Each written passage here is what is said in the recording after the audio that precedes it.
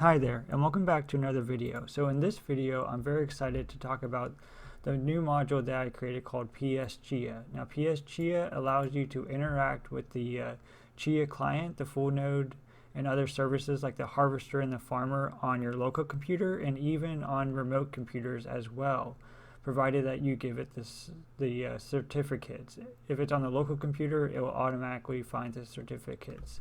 So if you want to check out the source code on this, I will link my GitHub in the description, and you can check out exactly how this module works. I also uploaded another video explaining how it works in case you have a little bit of trouble understanding the functions. So there is one big caveat to using this module, and that is that it requires OpenSSL. Now, why do we need OpenSSL? The short answer is we need it in order to transform the cert files that Chia provides that are usable by PowerShell. Thankfully, OpenSSL is installed with Git. If you don't know what Git is, it's essentially a source control software used by programmers and program development. And it's definitely the easiest way to get this executable. For some reason, this executable is somewhat hard to install, even though it is open source. So that's the first thing that you need to do. If you don't already have Git installed, you're going to need to install Git. I provided a link to this. I'll also put it in the description. You're going to want to install the 64-bit of Windows. Click Save to download it. Once it's downloaded, go ahead and launch it from the Downloads folder. Now, if you don't plan on doing any software development or coding, then you can just choose all the defaults. Even if you are just getting started with Git and you want to do some software development, I would still do all the defaults unless you know what you're changing things to. So you basically just click Next all the way through. Make sure that you use OpenSSH or OpenSSL, although I think it downloads it no matter what, the executable, and just click Next, Next, Next until you get to the install. I already have it installed, so I'm not going to install it again. So I'm going to click Cancel. So now that you have Git installed, the next thing that you're going to want to do is install the PSGallery module. Now, how do you do this? Well, you're going to need to open up PowerShell as an administrator. So hit the Windows key, type out PowerShell, right click, and run as administrator.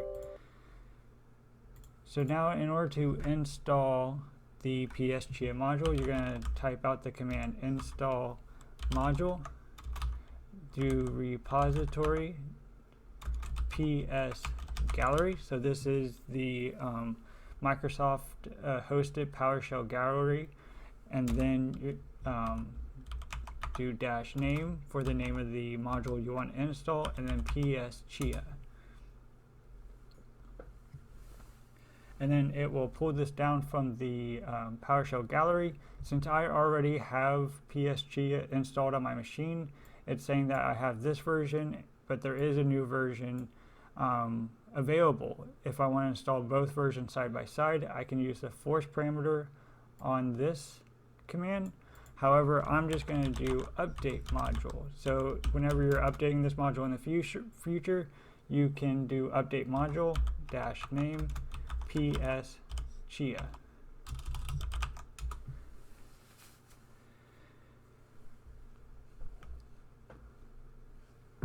Okay, so now that we have the PSGallery module installed, you can just go ahead and start using it, provided that Chia is installed on this machine and it is currently running. As you can see, mine is running right now, so I can just go ahead and start running commands. So I could do git Chia plot directories.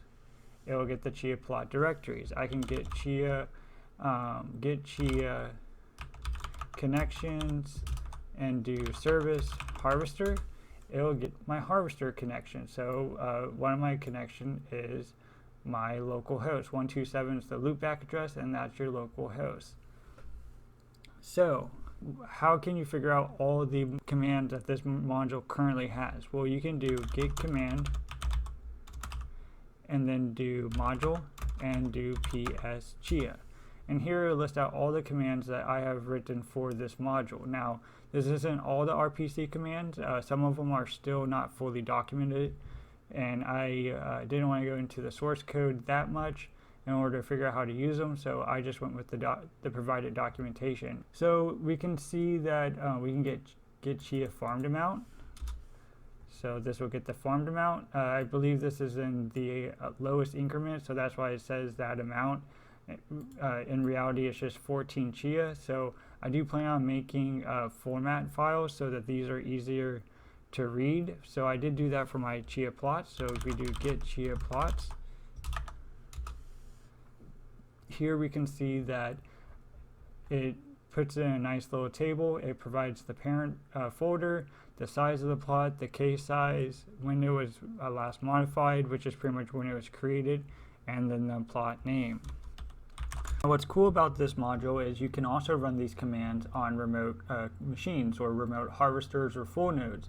So the harvesters should have the same certs as your full node, so you should be able to just add them and then use the command. So you would add them by doing new Chia PS session and then doing the host name. So the host name will either be the name of the computer if DNS is working, or you can type in the IP address. The IP address is probably more reliable.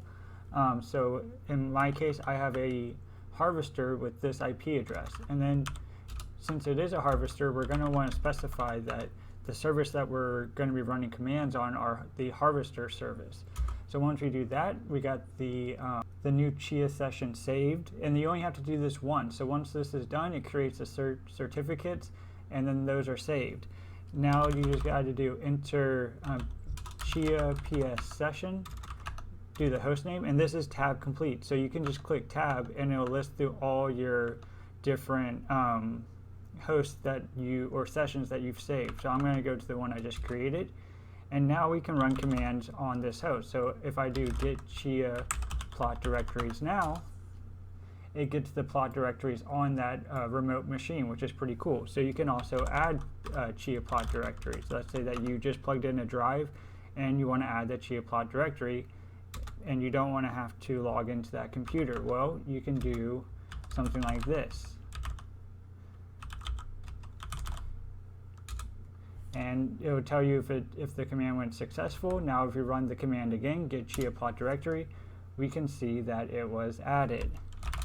So we can also remove Chia plot directories. So in this case, we're going to do media Mr. Pig test.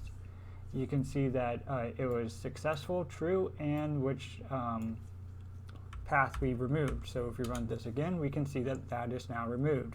So this is pretty cool because you can kind of control your harvesters remotely. Now, how can you automate certain tasks with this module? Well, one thing that you can do, if you're just a curious person like I am, and you want to know which plots won you the Chia, well, you can automate that with this command. So what's the first step in order to do this? Well, the first thing that you want to do is get the transactions in your wallet. So you can do this by doing get Chia transactions. And then you want to specify your wallet ID. And if you only have one wallet, then your wallet ID is going to be 1. And then let's go ahead and store this in a transactions variable. So everything that gets outputted will be stored in this variable so that we can reuse it to find out which plot won us the Chia. Okay, so we got an error, and this is because I entered a PSGallery session on a remote machine. That remote machine is a harvester and does not have the wallet service running, or whatever service this requires. And so we need to enter PSGallery session back to our local host. So let's do enter Chia PS session and do local host. Okay, now we can run this command again, and it goes through. So if we want to see how many we have all together, we can do .count, and we have 14 transactions. Okay, so now that we have these stored in a variable, let's go ahead and see what we're working with here. So I'm just going to select 1. Since we have 14, I don't want to output all 14 of them. I'm going to do first 1. So here we can see that we do have useful information. We have confirmed at height. Now this isn't the height that the Chia was farmed. This is just the transaction that when it was confirmed. and then we have the amount, so this is 1.75, and then we have the type. So the type is, what kind of transaction is it? So 2 doesn't really give you much. However, I did find it in the source code what these numbers mean, and I do plan to implement that in the module eventually, but I just haven't got around to it. So 2 is coin-based reward, so that sounds like a farming reward. And then we also have a fee reward, which if we group the transactions by type, well, we can see that we only have 2 types, 2 and 3. So we actually only need one of the sets of these, because if we try to get the Chia plot for all of these, well, we're going to have 2 of each, since these got farmed on the same. Now, if you don't have yours to be the same, then it might be different case. So I'm going to go ahead and filter out just one set of these. So I'm going to do where type equals 2, and then I'm going to store this in a variable called trans, and so now we only have one set with a transaction type of 2. So let's go ahead and output a coin again, just to see what else we can work with to find out which block we farmed. So we got 2 puzzle hash. So with a little bit of playing around, I figured that figured out that you can actually use this hash right here to figure out which block you farmed. And then we found out that we also get the confirmed at height, so this will give us the general area to look at. And then from there, we should be able to find which blocks we farmed. So let's go ahead and I actually looked at the source code a little bit and found that they do have a function called height farmed. However, this is not implemented in the RPC, unfortunately, but I did get to see, how they did it. So, they do filter out the transactions type just as we did. So they're only looking at these 2 transaction types. And then what they're doing is they're getting the confirmed at height, and they're getting the previous 100 blocks, and then they're going to filter through those. Now, I don't quite understand what this part is, unfortunately, and I did check these methods, but I don't fully understand. However, using the 2 puzzle hash seems to give us the same result. So let's go ahead and do this. So how can we implement this? So since we do have multiple transactions, we are going to want to do a for each loop to loop through each one and perform the process on each transaction. So we can do that by typing out for each. So for each, and let's just call this T for short. For each T and trans, do all these actions. So the first thing that we want to do is get blocks, get all the blocks from the confirmed at height, and then 100 before that. So let's do get Chia block, and then we have a parameter at start height. So right here we're going to do T, and then we're going to do confirmed at height minus 100. However, you might want to put in some error checking to make sure that this confirmed at height is not less than 100. However, I know all mine are, so I can just ignore that. And then we can do end height and do T, and again do confirmed at height. Okay, so before we go on, let's just make sure that this works. So let's output what we store in the variable, and then close the curly brace, and then let's store all this into a variable called block. Let's call it blocks2. Alright, and now it's running. It might take a second since it is getting about 700 blocks, but it should get it pretty fast. Now that it's done, let's go ahead and look at one of these blocks. So let's do blocks2, do the pike, which is just a shift backslash, do select first one. Now it outputs a lot of data. However, I have looked into it a little bit and found that foliage is kind of where we want to start looking. So let's do this, and then let's do expand property. So this will expand the foliage property, and here we can see that there's even more properties. So here we can check out foliage block data. So let's go ahead and do that. So if we do here and do another pike and do select, expand property, and we can see that there's something called a farmer reward puzzle hash. Now this happens to be equal to the puzzle hash of the transaction that we were looking at earlier. So we can actually just check to see if a block matches this hash with one of our transactions. If it does, then let's get the height. So where's the height at? Well, let's go back to the first one and start looking. So I actually kind of know that it's in this property right here, so reward chain block. So you can actually get properties by doing dot and then typing the property in afterwards. And then here we can see that the height is right here. So let's go ahead and clear the screen and let's finish out our loop. So let's click up, and then instead of outputting all the blocks, I'm going to delete that so I can just hit enter. Let's get the farm blocks and let's store that into a variable. So do farmed block, and the blocks, we're going to pipe this or pipe it to where object so we can filter it out. So where the foliage and the foliage block data. Now this is pretty long, and then farmer reward, but this is just the property that we need to match with our transaction hash. Hash equals to our T2 puzzle hash underscore hash.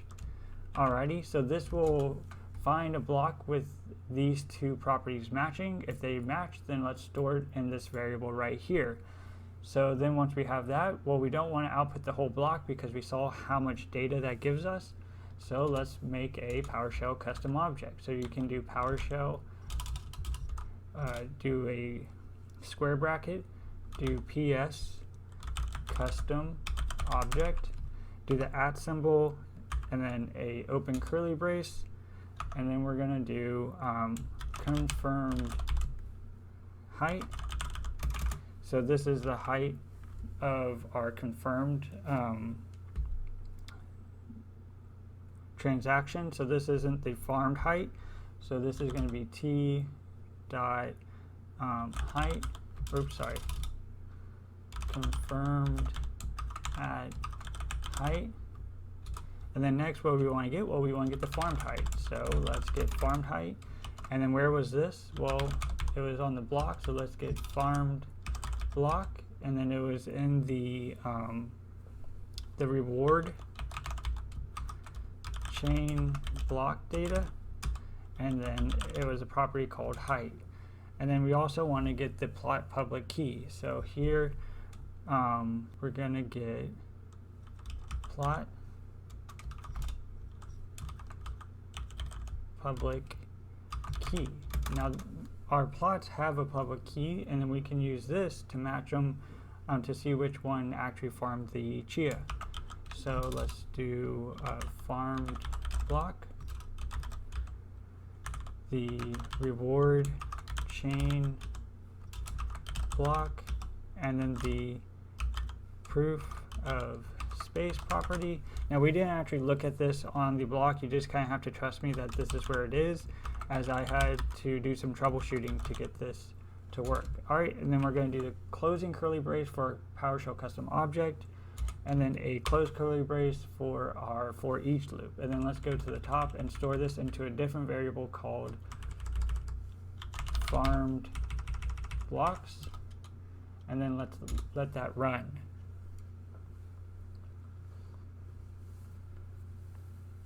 Okay, so now that that's done running, let's go ahead and output the results to see if it worked as expected. However, we are missing the farmed height, so let's go ahead and see what that is.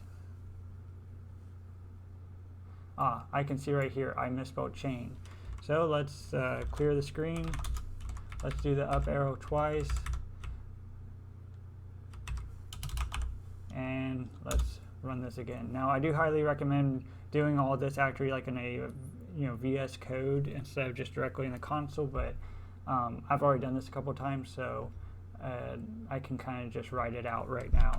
So now let's type form blocks, and now we get both. Alright, so now let's check our Chia plots if they match, if any of them match this plot public key. So let's clear the screen again, and then let's get our plots. So let's get Chia plots. Oops. So get Chia plots. We got all our plots in here. So let's get the one of them.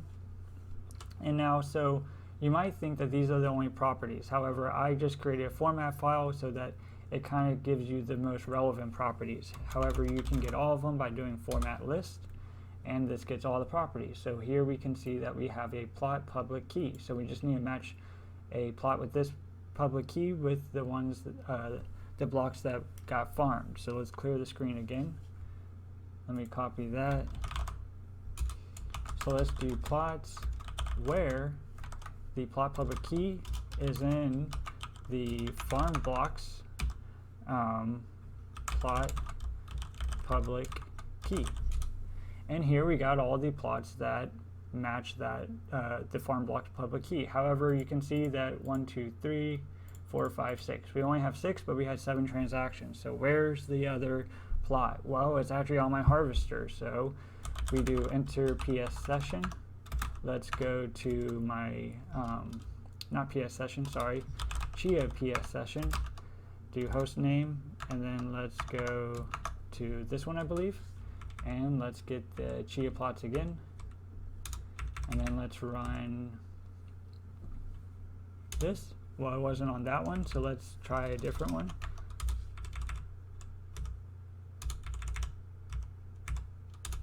And here we found the last plot. It was on this harvester. So then you can, automate this and just run it whenever you get a new plot or a new farmed block and get more Chia, and you can find out which plot farmed you that Chia. Kind of cool, I think. However, you probably don't want to type that out every time you want to check which plots got you Chia. So I would, write it down into a text or a code editor like Visual Studio Code or PowerShell ISE, and then you can create a script file and store it as a function. So, we can get the transactions, filter them, store them in transaction variable, group them by confirmed at height, and then iterate through them to get which blocks we farmed, and then call that find Chia farmed blocks. So we can just copy this right now and then paste it into PowerShell, and then now we can run this as a command. So find Chia farm block, and now you can see that it's running through everything that we just manually wrote out. However, you still need to compare the plot public key to your plots, and you can even add that into this function right here. However, that should do it for this video. I hope you found this video helpful. If you want me to go over any other functions in the module, just let me know and I will make a video about it. Alright, thank you. Bye.